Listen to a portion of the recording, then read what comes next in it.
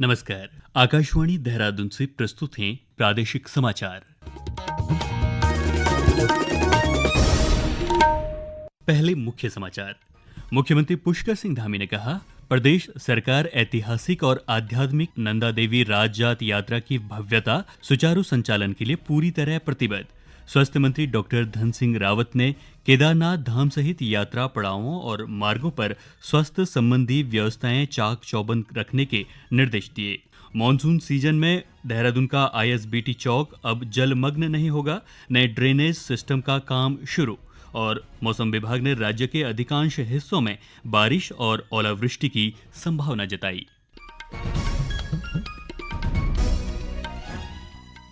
प्रादेशिक समाचारों के साथ मैं जयवीर सिंह। और अब समाचार विस्तार से। मुख्यमंत्री पुष्कर सिंह धामी ने कहा है कि प्रदेश सरकार ऐतिहासिक और आध्यात्मिक नंदा देवी राजजात यात्रा की भव्यता, सुरक्षा और सुचारू संचालन के लिए पूरी तरह प्रतिबद्ध है। वे आज सचिवालय में मां नंदा देवी राजजात यात्रा की तैयारियों को लेकर आयोजित बैठक की समीक्षा कर रहे थे। मुख्यमंत्री ने अधिकारियों को यात्रा मार्ग की मरम्मत, स्वच्छता, सुरक्षा व स्वास्थ्य सुविधाओं सहित अन्य व्यवस्था सुनिश्चित करने के निर्देश दिए। साथ ही संवेदनशील क्षेत्रों में अतिरिक्त फोर्स की तैनाती करने, यात्रा मार्ग को प्लास्टिक मुक्त घोषित कर प्रदेश की सांस्कृतिक झलकियों से सजोने, बेहतर इंटरनेट कनेक्टिविटी और आपदा प्रबंधन टीमों की तैनाती के संबंध में भी निर्देशित किया। मुख्यमंत्री ने प्रवासी उत्तराखंडियों और ट्रैकर्स को भी यात्रा से जोड़ने, विशेष टूर पैकेज तैयार कर व्यापक प्रचार प्रसार करने के भी अधिकारियों को निर्देश दिए, जिससे अधिक संख्या में श्रद्धालु इस यात्रा का हिस्सा बन सकें। उन्होंने कहा कि नंदा देवी राजजात यात्रा केवल एक धार्मिक यात्रा नहीं, बल्कि हमारी आस्था, सांस्कृतिक गौरव और जनमानस की श्रद्धा का दिव्य संगम है। स्वास्थ्य मंत्री डॉक्टर धन सिंह रावत ने चार धाम यात्रा के दृष्टिगत आज रुद्रप्रयाग में स्वास्थ्य विभाग की समीक्षा बैठक ली। इस दौरान उन्होंने अधिकारियों को केदारनाथ धाम सहित यात्रा पड़ावों और मार्गों पर स्वास्थ्य संबंधी व्यवस्थाएं चाक चौबंद रखने के निर्देश दिए।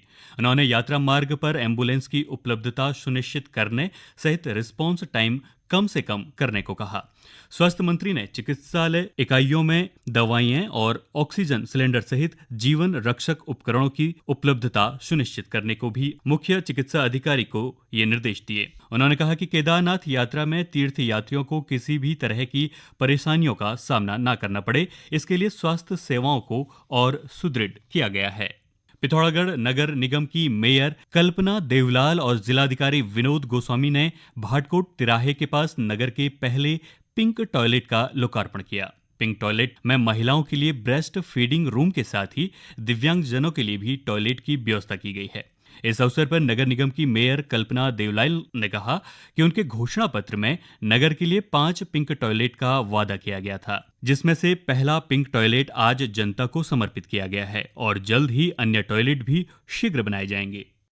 नगर निगम के द्वारा जो प्रथम नगर स्तर पिंक टॉयलेट का उद्घाटन किया गया, वो हमारे घोषणा पत्र में जो हमारे बिंदु थे उसको पहला पॉइंट आज हमने पूरा किया है। हमारा उसमें घोषणा पत्र में 5 पिंक टॉयलेट का वादा था, जिसमें से आज हम एक जनता को समर्पित कर चुके हैं और जल्द ही नए हम पिंक टॉयलेट के बारे में आप लोगों को बताएंगे और उम्मीद करते हैं कि हमारा जो स्थापना दिवस है 9 नवम्बर से पहले वो आपके सामने दिखाई देगा। वहीं जिलाधिकारी विनोद गोस्वामी ने कहा कि पिंक टॉयलेट के बन जाने से बाजार में आने वाली महिलाओं के साथ ही दिव्यांगजनों को भी सुविधा मिलेगी। नगर निगम के द्वारा एक बहुत अच्छी पहल है। इसके लिए मैं पिथौरागढ़ नगर निगम की आदरणीय मेयर साहिबा को बहुत बधाई देता हूं कि उनके द्वारा जो शुरुआत करी गई है उसमें एक पिंक टॉयलेट आज जो बन करके तैयार हो गया है, कि जनता को समर्पित कर दिया गया है। अभी 5 की कुल संख्या है जिसको हमें अभी और बनाना है। इसमें बहुत सारी सुविधाएं दी गई हैं, जिसमें एक है कि दिव्यांगों के लिए विशेष व्यवस्था करी गई है। इसके अलावा ब्रेस्ट फीडिंग के लिए जो माताएं अपने छोटे बच्चों को लेकर के मार्केट में आती है, उनके लिए ब्रेस्ट फीडिंग के लिए भी अलग से कक्ष दिया गया है।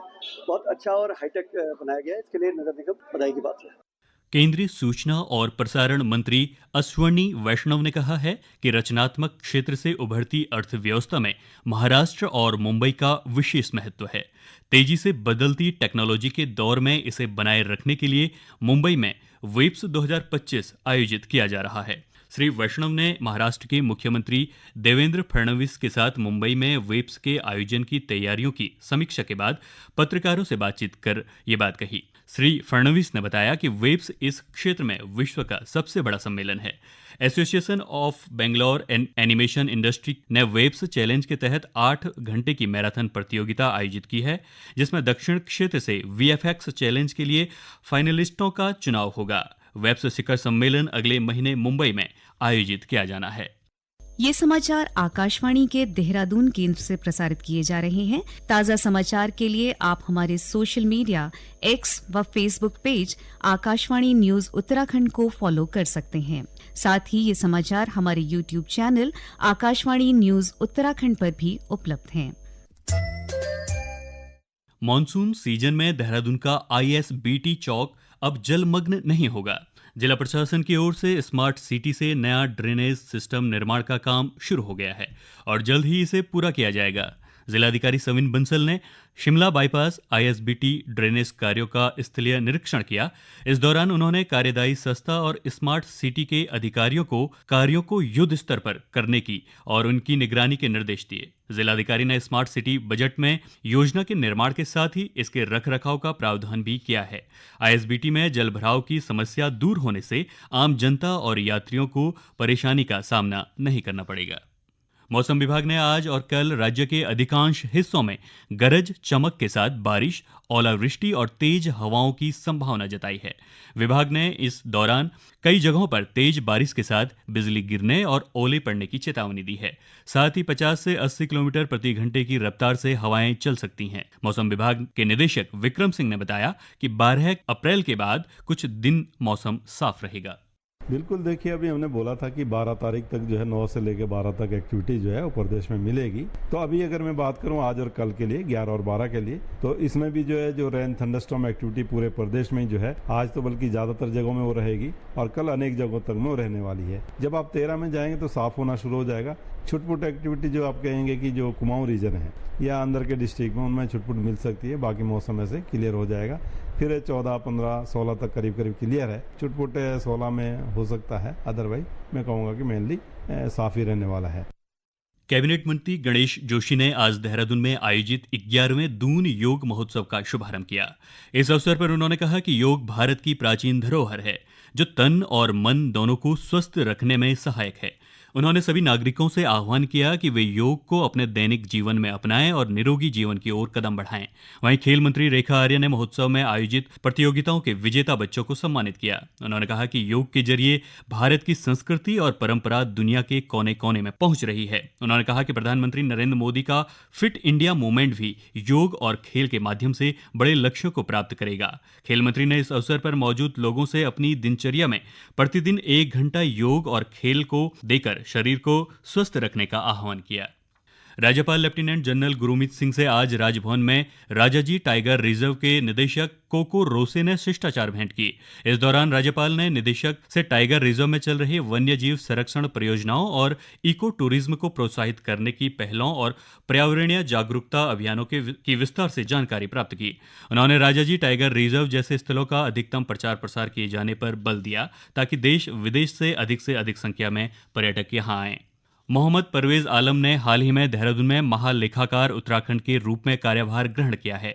श्री आलम भारतीय लेखा परीक्षा एवं लेखा सेवा के 2008 बैच के अधिकारी हैं और उन्हें अगले आदेश तक महालेखाकार उत्तराखंड के कार्यालय का अतिरिक्त प्रभार भी सौंपा गया है।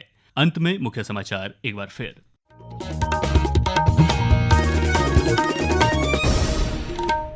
मुख्यमंत्री पुष्कर सिंह धामी ने कहा, प्रदेश सरकार ऐतिहासिक और आध्यात्मिक नंदा देवी राजजात यात्रा की भव्यता और सुचारू संचालन के लिए पूरी तरह प्रतिबद्ध।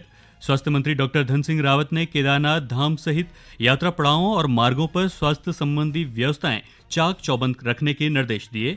मॉनसून सीजन में देहरादून का ISBT चौक अब जलमग्न नहीं होगा, नए ड्रेनेज सिस्टम का काम शुरू। और मौसम विभाग ने राज्य के अधिकांश हिस्सों में बारिश और ओलावृष्टि की संभावना जताई। इसके साथ ही प्रादेशिक समाचारों का ये अंक समाप्त हुआ। नमस्कार।